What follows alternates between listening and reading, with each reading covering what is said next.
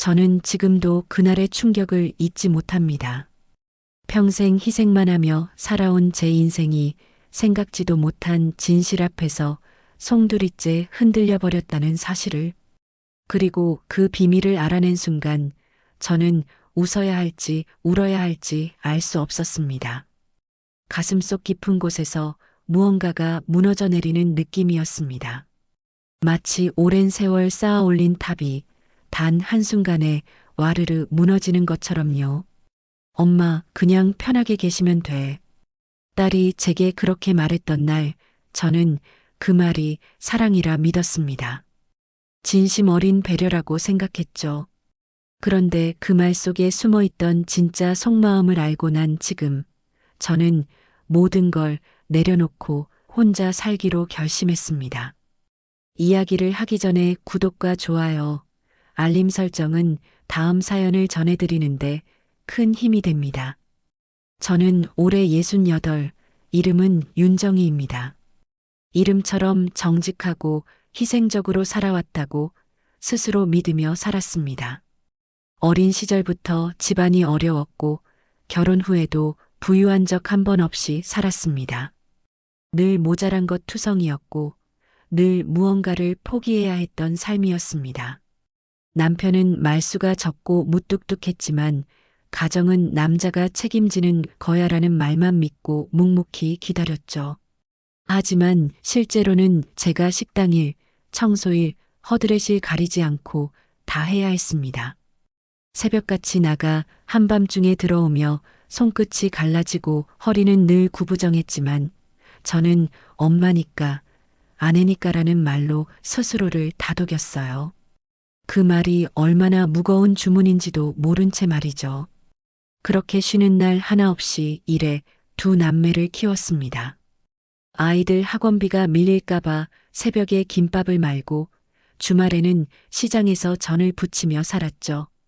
새벽 4시면 어김없이 눈이 떠졌습니다. 알람도 필요 없었습니다. 몸이 기억하고 있었으니까요.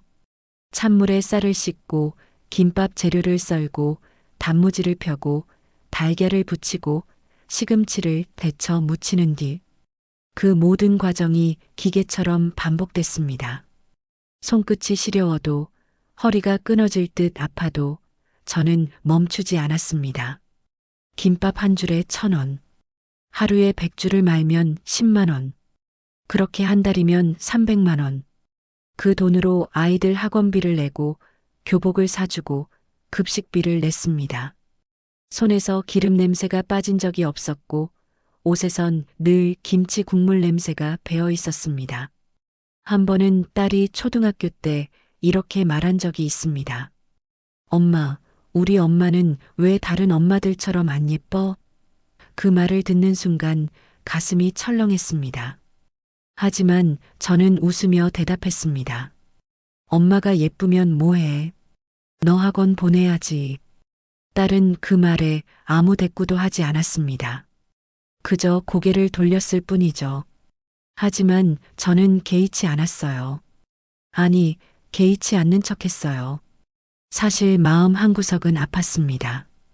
거울을 볼 때마다 낯선 얼굴이 보였으니까요. 주름이 깊어지고 머리카락은 푸석해지고 손은 거칠어졌습니다. 하지만 그게 중요한 게 아니었습니다. 아이들이 친구들 앞에서 기죽지 않기를, 학교에서 주눅 들지 않기를 바랐으니까요. 그게 엄마의 역할이라 믿었으니까요. 주말이면 시장에 나가 전을 부쳤습니다. 파전, 김치전, 해물전. 기름이 튀어 팔에 화상을 입기도 했지만 저는 계속 부쳤습니다. 한 판에 5,000원. 하루 종일 서서 부치면 10만 원 정도 벌 수 있었습니다. 다리는 퉁퉁 붓고 발바닥은 아팠지만 그 돈이 필요했습니다. 어느 겨울날이었습니다. 눈이 펑펑 내리던 날, 저는 시장에서 전을 부치고 있었습니다. 손이 꽁꽁 얼어붙었고 발은 감각이 없었습니다. 그때 아들이 찾아왔습니다. 중학생이던 아들은 저를 보더니 울먹이며 말했습니다. 엄마, 집에 가요. 너무 추워요. 하지만 저는 고개를 저었습니다. 아직 안 팔았어. 조금만 더. 아들은 그날 제 옆에 서서 함께 있어 주었습니다. 아무 말 없이 그저 곁에 있어 주었죠. 그때의 아들 얼굴이 지금도 생생합니다. 빨갛게 얼어붙은 볼, 떨리는 입술, 그리고 저를 바라보던 눈빛. 그 눈빛 속에는 안타까움과 미안함이 가득했습니다. 저는 그날 밤 집에 돌아와 아들을 꼭 안아주었습니다. 미안해. 엄마가 힘들게 해서. 아들은 고개를 저으며 말했습니다. 아니에요. 엄마가 최고예요. 아이들이 대학에 가고 결혼하고 제 곁을 떠난 뒤에도 저는 여전히 일했습니다. 딸은 26에 결혼해 집을 나갔고 아들은 30에 독립했습니다. 두 아이 모두 결혼식 날 제 손을 잡고 눈물을 흘렸습니다. 엄마 고생 많으셨어요. 그 말을 들으며 저는 행복했습니다. 이제 제 역할을 다한 것 같았으니까요. 하지만 집은 텅 비었습니다. 아이들이 떠난 자리는 너무나 컸습니다. 식탁에 앉으면 빈자리가 보였고 밤이면 적막함이 엄습했습니다. 남편과 단둘이 남았지만 남편은 여전히 말이 없었습니다. 밥을 먹을 때도 텔레비전을 볼 때도 침대에 누울 때도 남편은 침묵했습니다. 그래도 저는 괜찮았습니다. 적어도 그렇게 믿으려 했습니다. 혹시나 아이들에게 폐가 될까봐, 혹시나 짐이 될까봐 저는 멈추지 않았습니다. 몸은 점점 약해져도, 허리는 점점 굽어져도 저는 계속 일했습니다. 오전엔 아파트 청소를 하고 오후엔 식당에서 설거지를 했습니다. 집에 돌아오면 녹초가 되어 쓰러지듯 잠들었습니다. 남편은 가끔 제 등을 주물러 주었습니다. 말없이 그저 손으로 꾹꾹 눌러 주었죠. 괜찮아? 남편이 물으면 저는 고개를 끄덕였습니다. 응, 괜찮아. 하지만 사실은 괜찮지 않았습니다. 온몸이 아팠고 피곤이 가시지 않았습니다. 그래도 멈출 수 없었습니다. 아이들에게 손 벌리고 싶지 않았으니까요. 그렇게 평생 남편과 아이들을 위해 살았던 저는 단 한 번도 나를 위해 산 적이 없었습니다. 친구들이 여행을 간다고 하면 부러웠지만 저는 갈 수 없었습니다. 돈도 없었고 시간도 없었습니다. 새 옷을 사고 싶어도 참았습니다. 거울을 볼 때마다 낯선 얼굴이 보였습니다. 주름 가득한 얼굴, 거칠어진 손, 그리고 어딘가 텅 빈 눈빛. 그게 저였습니다. 윤정이라는 사람의 얼굴이었습니다. 한 번은 남편이 물었습니다. 당신 하고 싶은 거 없어? 저는 고개를 저었습니다. 없어. 그냥 이렇게 사는 게 좋아. 하지만 그건 거짓말이었습니다. 하고 싶은 게 너무 많았습니다. 여행도 가고 싶었고, 예쁜 옷도 입고 싶었고, 친구들과 수다도 떨고 싶었습니다. 하지만 그럴 수 없었습니다. 그게 사치처럼 느껴졌으니까요. 그러다 남편이 갑작스레 세상을 떠나며 저는 홀로 남겨졌습니다. 어느 가을날 아침이었습니다. 남편은 평소처럼 아무 말 없이 일어나 물 한 잔을 마셨고 그날 오후 쓰러졌습니다. 직장에서 일하다가 갑자기 쓰러졌다는 전화를 받았을 때 저는 무슨 일인지 실감이 나지 않았습니다. 병원에 갔을 때는 이미 늦었습니다. 응급실 침대에 누워있는 남편의 얼굴은 창백했고 의사는 고개를 저었습니다. 보호자분, 각오하셔야 할 것 같습니다. 저는 그 앞에 멍하니 서 있을 수밖에 없었습니다. 남편의 손을 잡았습니다. 차가웠습니다. 너무나 차가웠습니다. 여보 일어나요. 집에 가요. 제 목소리는 떨렸습니다. 하지만 남편은 대답하지 않았습니다. 그저 눈을 감은 채 누워있을 뿐이었죠. 의사가 조심스럽게 말했습니다. 이제 보내드리셔야 할 것 같습니다. 그 말을 듣는 순간 무릎이 꺾였습니다. 남편은 생전에 제게 미안하다는 말을 단 한 번도 하지 않았지만 마지막 가는 길에 작은 수첩을 남겼어요. 장례를 치르고 며칠이 지났을 때였습니다. 병원에서 돌아와 남편의 서랍을 정리하던 중 낡은 수첩 한 권이 나왔습니다. 표지는 너덜너덜했고 종이는 누렇게 발해 있었습니다. 그 안에는 남편의 삐뚤삐뚤한 글씨로 이렇게 적혀 있었습니다. 애들한테 미안하다. 정희한테 더 미안하다. 그 작은 문장을 읽는 순간 가슴이 저릿하게 아파왔습니다. 눈물이 핑 돌았지만 쉽게 흘러내리지 않았습니다. 마치 목구멍에 뭔가 걸린 것처럼 숨이 막혔습니다.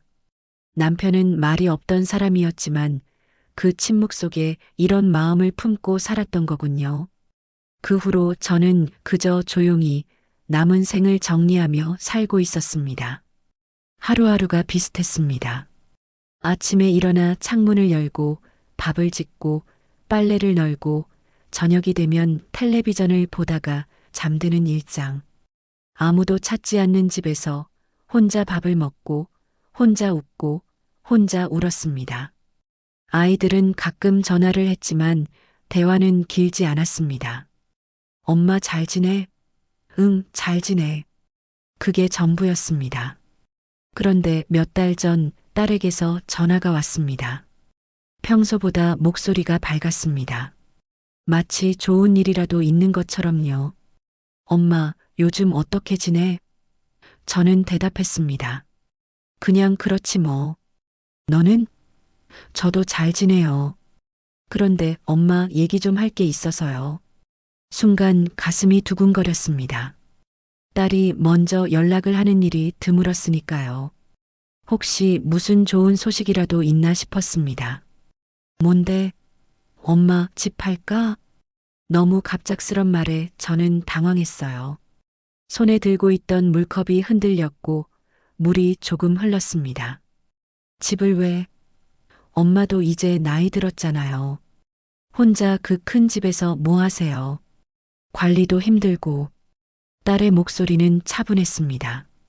너무 차분해서 오히려 이상했습니다. 딸은 계속 말했습니다. 그 집 팔고 우리 집 가까이로 와요. 우리가 챙겨줄게요. 엄마 혼자 사시면 위험하잖아요. 그 말을 들으며 저는 잠시 망설였습니다.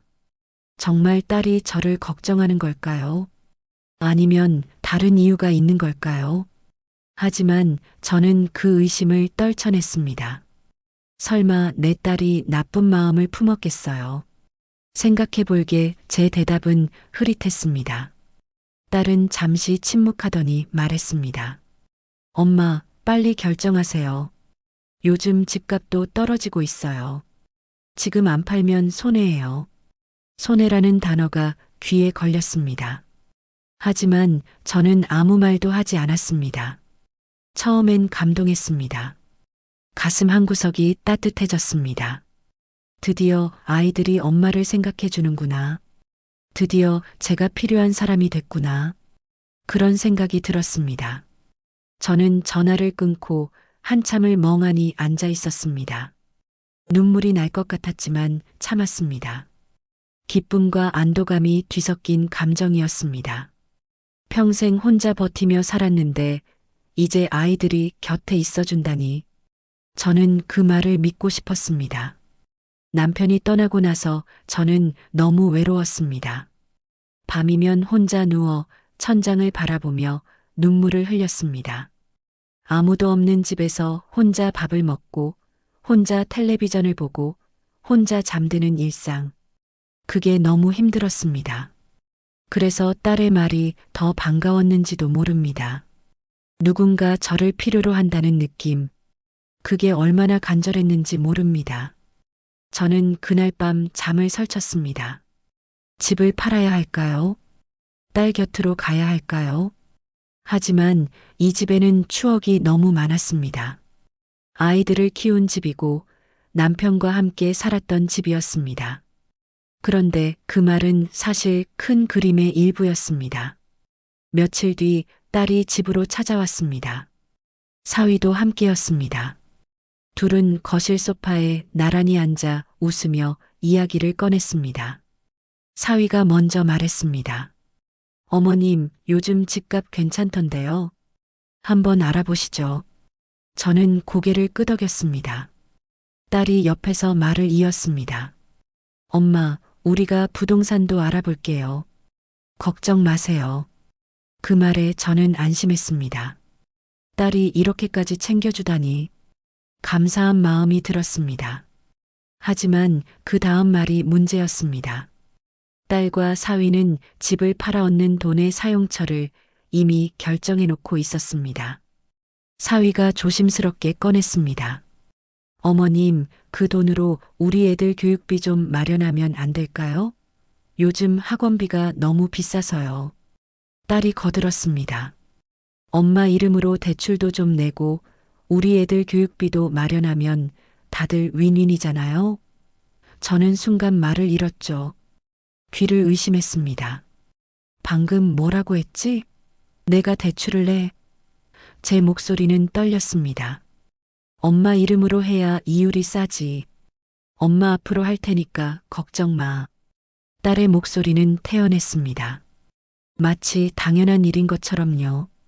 말은 위하는 척했지만 저는 그 기분을 잊을 수 없어요. 가슴속이 텅 빈 것 같았습니다. 뭔가 차갑고 날카로운 것이 심장을 찌르는 느낌이었습니다. 사위가 덧붙였습니다. 어차피 어머님도 돈 쓸 일 없으시잖아요. 우리가 잘 관리해 드릴게요. 돈 쓸 일이 없다니. 저는 아직 살아있는 사람인데 돈 쓸 일이 없다니. 그 말이 제 가슴을 후벼 팠습니다. 그때 아들은 말없이 조용히 식탁을 바라보고만 있었습니다. 무언가를 알고 있는 듯한 표정, 입술을 꾹 다문 채 눈빛만 흔들리고 있었습니다.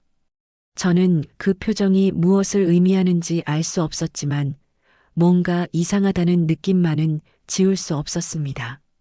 아들은 가끔 딸을 쳐다봤다가 고개를 돌렸습니다. 마치 말하고 싶지만 참고 있는 것처럼요. 딸과 사위가 돌아간 뒤 아들이 제 곁에 남았습니다. 엄마 괜찮아요? 아들이 물었습니다. 저는 고개를 끄덕였습니다. 응, 괜찮아. 하지만 괜찮지 않았습니다. 가슴이 답답했고 숨이 막혔습니다. 아들은 한참을 망설이더니 입을 열었습니다. 엄마 잠깐 얘기 좀 할게요. 며칠 뒤 아들이 조심스럽게 말했습니다. 저녁을 먹고 설거지를 하고 있을 때였습니다. 밖은 어두워지고 있었고 주방 조명만 켜져 있었습니다. 아들이 뒤에서 조용히 말을 꺼냈습니다. 엄마 사실은요. 아들의 목소리는 떨렸습니다. 저는 설거지하던 손을 멈추고 뒤를 돌아봤습니다. 아들의 얼굴은 창백했고 눈빛은 불안했습니다. 왜 그래? 무슨 일 있어? 엄마 사실 누나가 엄마 집 노리고 있는 거예요. 그 말을 듣는 순간 저는 차가운 충격에 숨이 막혔습니다. 손에서 그릇이 미끄러져 떨어질 뻔했습니다. 뭐라고? 제 목소리는 갈라졌습니다. 아들은 고개를 숙이며 말을 이었습니다. 저도 오래전부터 알고 있었어요. 누나가 형부랑 계획을 세우는 걸 들었거든요. 무슨 계획? 엄마 집을 팔아서 그 돈으로 누나네 빚도 갚고 애들 교육비도 쓰고 그런 계획이요. 저는 그 자리에 얼어붙었습니다. 빚? 딸에게 빚이 있다니. 그런 걸 저는 전혀 몰랐습니다. 아들은 계속 말했습니다. 형부가 사업을 하다가 실패했어요. 빚이 좀 많이 있대요. 그래서 누나가 엄마 재산을 노리게 된 거예요. 아들은 오래전부터 누나가 엄마의 재산을 탐내며 사위와 함께 계획을 세웠다고 말했습니다. 엄마가 혼자 살면 위험하다고 하면서 사실은 엄마 재산 관리하려는 거예요. 그렇게 하면 나중에 다 자기네 거가 되잖아요. 아들의 목소리는 낮고 떨렸습니다. 마치 말해서는 안 될 비밀을 꺼내는 것처럼요. 저는 말리려고 했어요. 하지만 누나는 듣지 않았어요. 오히려 저보고 가만히 있으라고 했어요. 엄마한테 말하면 안 된다고요. 저는 그 자리에 멈춰 섰습니다. 설거지를 하던 손을 멈추고 창밖을 바라봤습니다. 아무 생각도 들지 않았습니다. 그저 텅 빈 것 같았습니다. 딸이 저를 이용하려 했다니, 제 재산을 노렸다니, 믿고 싶지 않았습니다. 하지만 아들이 거짓말을 할 이유가 없었습니다. 누나는 엄마를 사랑하지 않는 게 아니에요. 아들이 조심스럽게 말했습니다. 그냥 너무 급해서 그런 것 같아요. 하지만 그래도 이건 아니잖아요. 저는 고개를 끄덕였습니다. 맞습니다. 아무리 급해도, 아무리 힘들어도 엄마를 이렇게 이용하면 안 되는 거였습니다. 아들의 말이 사실이라면 딸의 친절은 진심이 아니었습니다. 딸은 가끔 저를 챙긴다는 말로 전화를 했지만 그 속에는 늘 돈 이야기가 따라붙었어요. 한 번은 이런 일도 있었습니다. 명절 전날 딸에게서 전화가 왔습니다. 엄마, 명절에는 우리 집으로 오세요. 저는 기뻤습니다. 딸이 저를 초대하다니.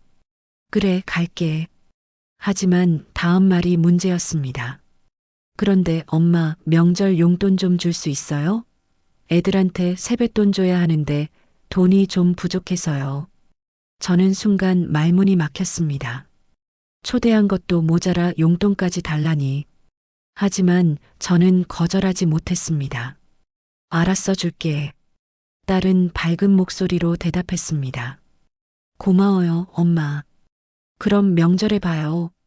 명절 당일 저는 용돈 봉투를 준비해 딸의 집으로 갔습니다. 손주들이 반겨주었고 저는 행복했습니다. 하지만 식사 후 딸이 조용히 다가왔습니다. 엄마, 용돈 챙겨오셨죠? 저는 고개를 끄덕이며 봉투를 건넸습니다. 딸은 봉투를 받아들더니 잠깐 안을 확인했습니다. 그리고는 미소를 지으며 말했습니다. 고마워요, 엄마. 하지만 그 미소가 진심인지 아닌지 저는 알 수 없었습니다. 집으로 돌아오는 길 가슴 한구석이 서늘했습니다. 딸이 저를 사랑하는 건지 아니면 제 돈을 필요로 하는 건지 그 경계가 흐려졌습니다. 또 한 번은 이런 일도 있었습니다. 엄마, 요즘 청소일이라도 다시 다니면 안 돼? 몸은 힘들어도 수입이 생기잖아. 딸이 그렇게 말했을 때 저는 깜짝 놀랐습니다. 저는 이미 60이 넘었고 몸도 많이 약해진 상태였습니다. 청소일을 내가? 응. 엄마 아직 건강하잖아요. 집에만 있으면 심심하실 것 같아서요. 일하면 돈도 벌고 사람들도 만나고 좋잖아요. 딸의 말은 그럴듯했지만 저는 알았습니다. 딸이 진짜 원하는 건 제가 돈을 버는 거였습니다. 엄마도 우리한테 보탬이 되면 좋지. 그 말을 들었을 때 저는 가슴이 철렁했습니다. 보탬이 된다는 게 무슨 뜻인가요? 제가 평생 희생하며 살았는데 아직도 더 해야 한다는 건가요? 그 말에 저는 드디어 깨달았습니다. 아이들은 제가 힘들게 살아온 세월을 안타까워하는 게 아니라 제가 가진 것들을 중요하게 생각하고 있었던 겁니다. 제 건강, 제 행복, 제 삶이 아니라 제가 줄 수 있는 돈과 재산. 그게 중요했던 거였습니다. 전 재산이라 해봐야 남편과 제가 어렵게 마련한 작은 집 한 채. 그게 전부인데 말이죠.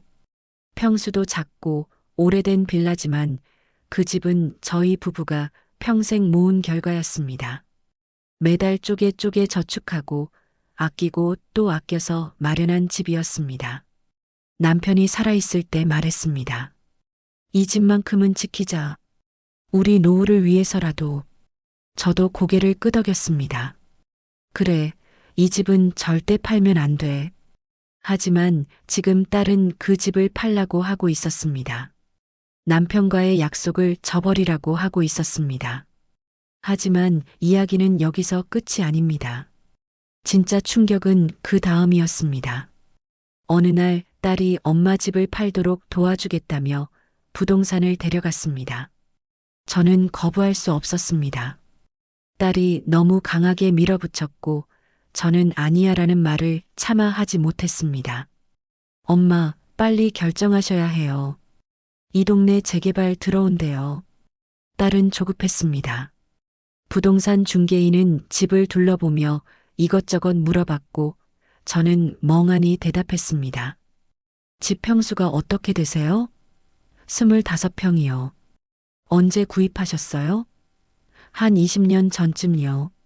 중개인은 고개를 끄덕이며 계산기를 두드렸습니다. 딸은 옆에서 초조하게 지켜봤습니다. 사위도 함께 왔는데 계속 핸드폰만 들여다보고 있었습니다. 뭔가를 검색하는 것 같았습니다. 아마 집값을 알아보고 있었겠죠. 그런데 그 자리에서 저는 믿을 수 없는 사실을 알게 되었습니다. 부동산 중개인이 서류를 확인하다가 말했습니다. 어머님, 혹시 예금 통장 정리는 하셨어요? 명예 이전할 게 좀 있을 것 같은데요. 저는 고개를 저었습니다. 예금 통장이라고 해봐야 생활비 들어가는 통장 하나뿐이었으니까요. 남편이 죽고 나서 정리할 것도 별로 없었습니다. 남편은 평생 돈을 모으는 타입이 아니었으니까요. 그런데 딸이 갑자기 끼어들었습니다. 엄마, 아빠가 남긴 통장 없어요? 확인 좀 해봐요. 딸의 목소리에는 묘한 긴장감이 감돌았습니다. 저는 의아했지만 그냥 대답했습니다. 없는데 내 아빠가 뭘 남겼겠니? 그래도 한번 찾아봐요. 혹시 모르잖아요. 딸이 집요하게 물어봤습니다. 이상했습니다. 왜 딸이 그렇게 집착하는지 이해할 수 없었습니다. 부동산 중개인도 어색하게 웃으며 말했습니다. 네, 혹시 모르니까 한번 확인해 보시는 게 좋을 것 같네요. 저는 집에 돌아와 서랍을 뒤졌습니다. 사실 별 기대는 하지 않았습니다. 남편은 평생 저축이라는 걸 해본 적이 없었으니까요. 벌면 쓰고 남으면 조금 모으고 그런 식이었습니다. 하지만 딸이 그렇게 말하니 한번 찾아보기로 했습니다. 서랍을 열었습니다. 낡은 서류들이 가득했습니다. 집계약서, 보험증서, 아이들 출생신고서, 예방접종 기록, 오래된 추억들이 쌓여 있었습니다. 저는 한 장 한 장 넘기며 확인했습니다. 그런데 그 안에서 발견했습니다. 봉투 하나가 나왔습니다. 누렇게 바랜 봉투였습니다. 봉투 겉면에는 남편의 글씨로 이렇게 적혀 있었습니다. 정희에게. 손이 떨렸습니다. 봉투를 열었습니다. 안에는 통장 2개가 들어 있었습니다. 그리고 쪽지 1장. 저는 먼저 쪽지를 펼쳤습니다. 남편의 삐뚤삐뚤한 글씨가 보였습니다. 정희에게. 평생 고생한 아내에게 줄 수 있는 마지막 선물 미안하다. 그리고 고맙다. 그 글귀를 보는 순간 저는 목이 메어 아무 말도 할 수 없었습니다. 눈물이 왈칵 쏟아졌습니다. 그동안 참았던 모든 감정이 한꺼번에 터져 나왔습니다.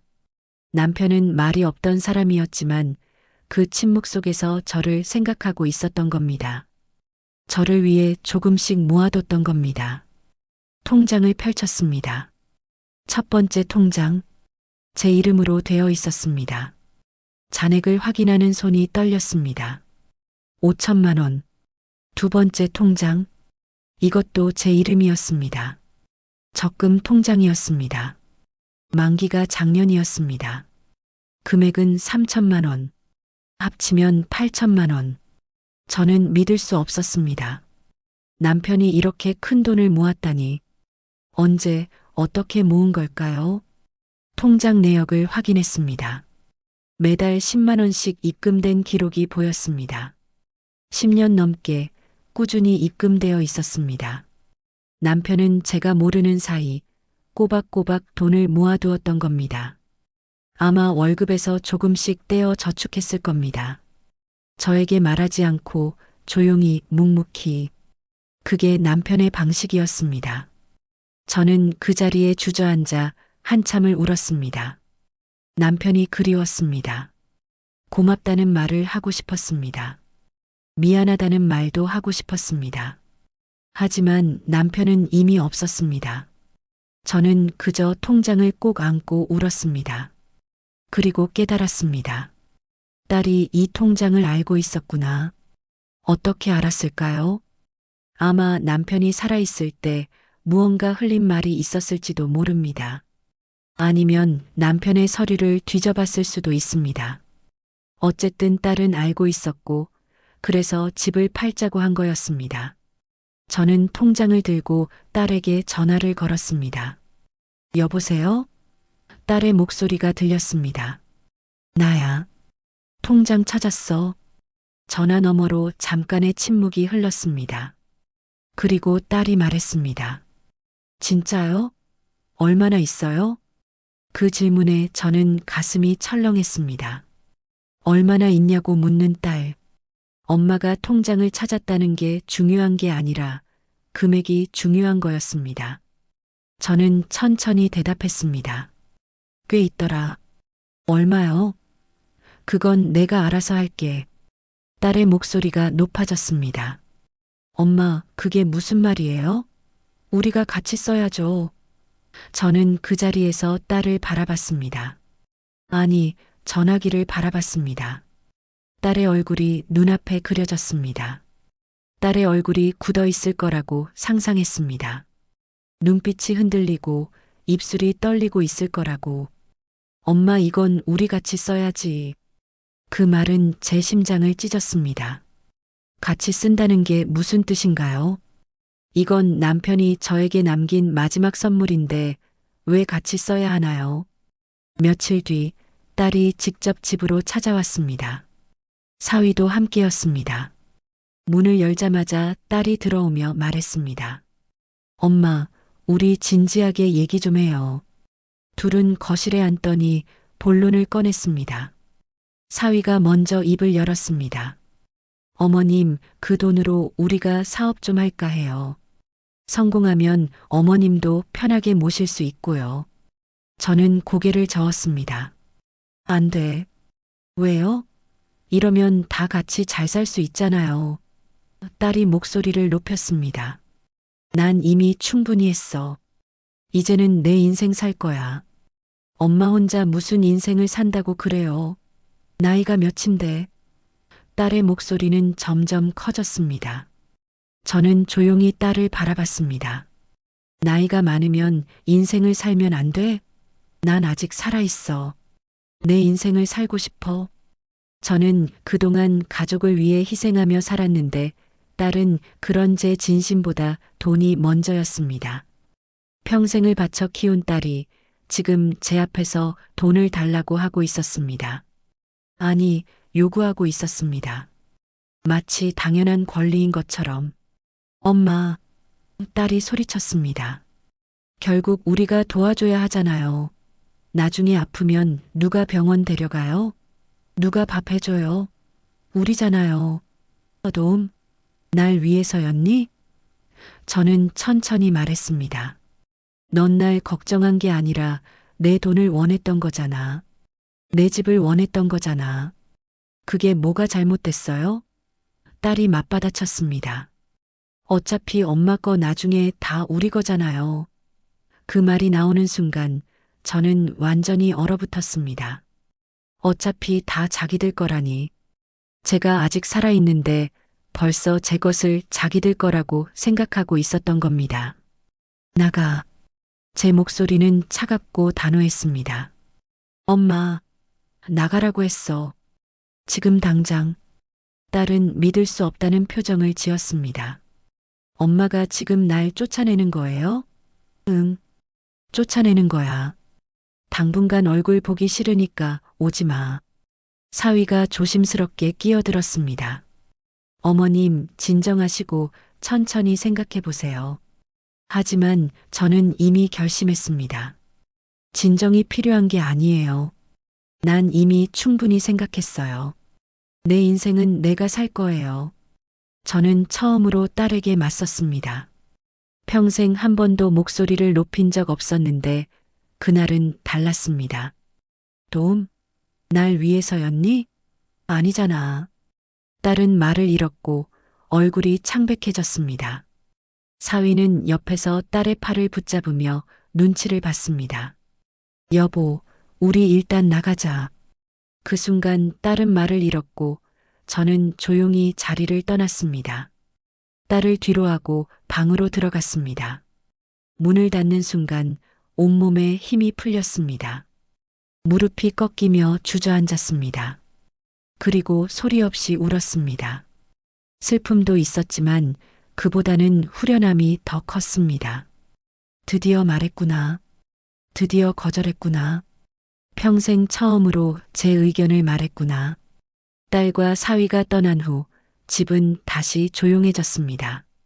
저는 한참을 그 자리에 앉아 있었습니다. 눈물이 멈추지 않았습니다.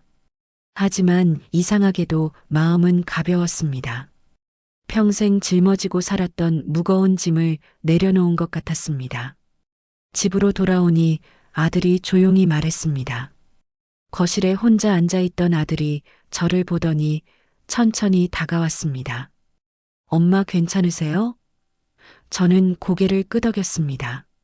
응, 괜찮아. 오히려 시원해. 엄마 남은 인생, 엄마 하고 싶은 거 하세요. 저도 도와드릴게요.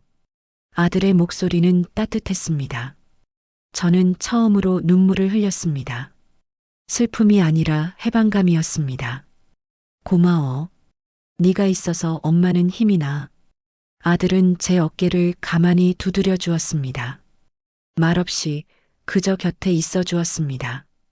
그게 얼마나 큰 위로가 되는지 모릅니다. 저는 아들의 손을 꼭 잡았습니다. 넌 정말 착한 아들이야. 평생 남을 위해 살았던 제 인생. 남편을 위해, 아이들을 위해, 가족을 위해 희생했던 세월. 그 모든 시간 속에서 저는 단 한 번도 제 자신을 생각하지 못했습니다. 하지만 이제는 달라질 겁니다.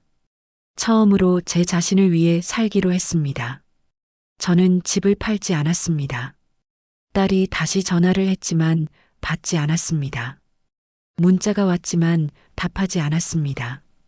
처음엔 마음이 아팠습니다. 딸이 제 전화를 계속 걸어왔고 문자에는 엄마 전화 좀 받아요라고 적혀 있었습니다. 하지만 저는 답하지 않았습니다. 아직은 딸을 마주할 준비가 되지 않았습니다. 대신 작은 텃밭을 일구고 하루하루 조용히 살아가기로 했습니다. 마당 한쪽에 작은 밭을 만들었습니다. 아들이 도와주었습니다. 함께 삽질을 하고 흙을 고르고 상추와 고추, 토마토를 심었습니다. 흙을 만지는 일은 생각보다 위로가 되었습니다. 씨앗을 심고 물을 주고 자라는 모습을 지켜보는 일. 그게 제게는 치유였습니다. 매일 아침 텃밭에 나가 식물들을 살폈습니다. 새싹이 돋아나는 모습을 보며 신기해했고 꽃이 피면 감탄했습니다.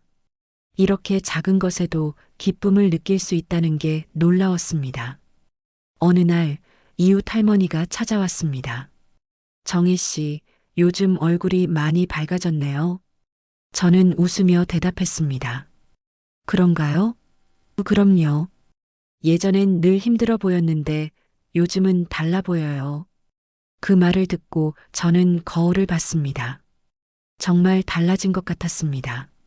얼굴에 생기가 돌았고 눈빛이 밝아졌습니다. 오랜만에 제 얼굴이 낯설지 않았습니다. 이게 윤정이구나. 이게 진짜 내 모습이구나. 햇살이 드는 창가에서 따뜻한 차를 마시며 남편이 남긴 쪽지를 천천히 읽습니다. 고맙다. 미안하다. 그 한마디가 제 삶을 지탱해 줍니다. 매일 아침 그 쪽지를 꺼내 읽습니다. 남편의 삐뚤삐뚤한 글씨를 따라가며 그 마음을 느낍니다.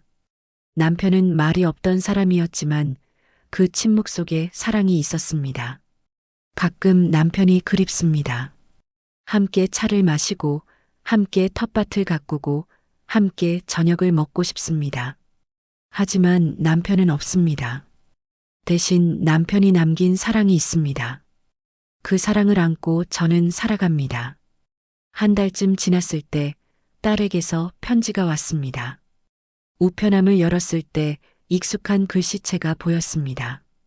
딸의 글씨였습니다. 저는 잠시 망설이다가 편지를 열었습니다. 엄마, 죄송해요. 제가 잘못했어요. 엄마 마음을 생각하지 못했어요. 시간을 주세요. 천천히 다시 시작할 수 있을까요?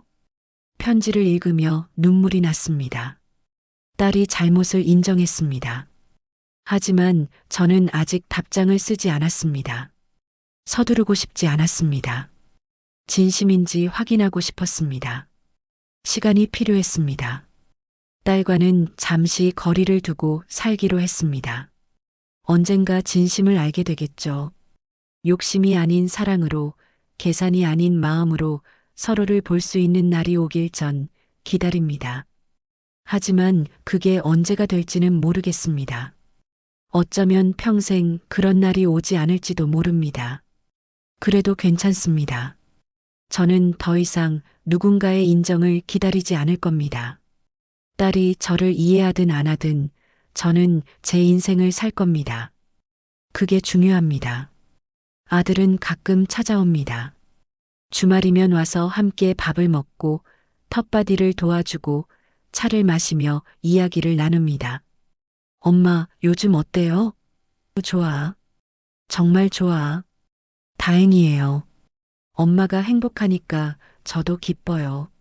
아들과 함께 있으면 마음이 편합니다. 아무것도 요구하지 않고 그저 곁에 있어주는 아들.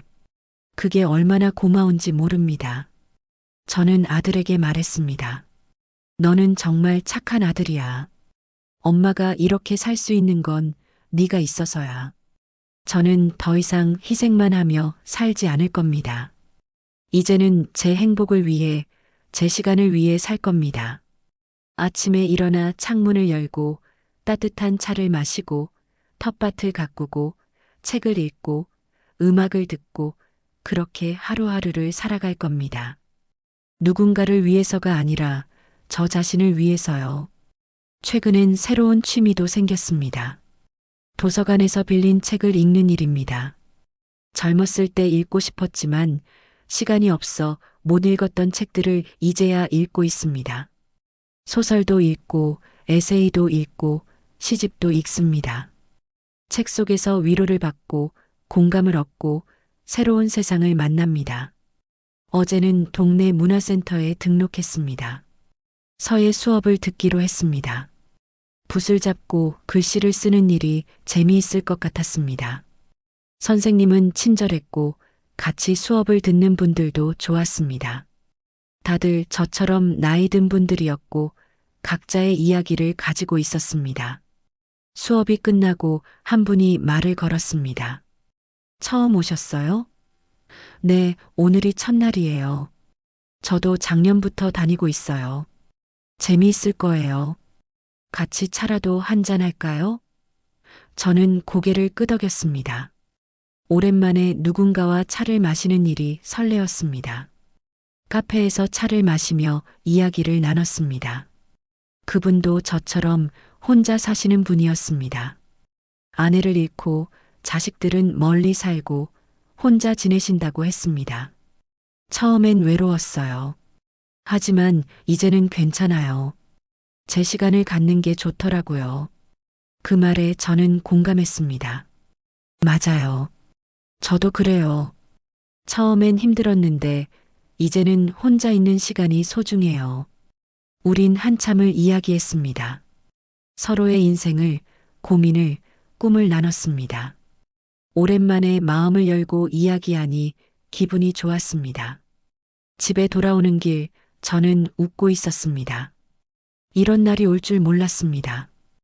혼자서도 행복할 수 있다는 걸, 새로운 사람들을 만날 수 있다는 걸, 새로운 취미를 가질 수 있다는 걸, 모두 처음 경험하는 일들이었습니다. 그리고 이 말로 제 이야기를 마치려 합니다. 저는 68배 나이에 새로운 인생을 시작했습니다. 늦은 나이지만 아직 늦지 않았습니다. 남은 인생을 제가 원하는 대로 살 겁니다. 누구에게도 미안해하지 않고 누구에게도 눈치 보지 않고 당당하게 살 겁니다. 만약 여러분이라면 저와 같은 상황에서 어떤 선택을 하셨을까요? 가족을 위해 계속 희생하셨을까요? 아니면 저처럼 자신을 위해 살기로 하셨을까요? 여러분의 이야기가 궁금합니다.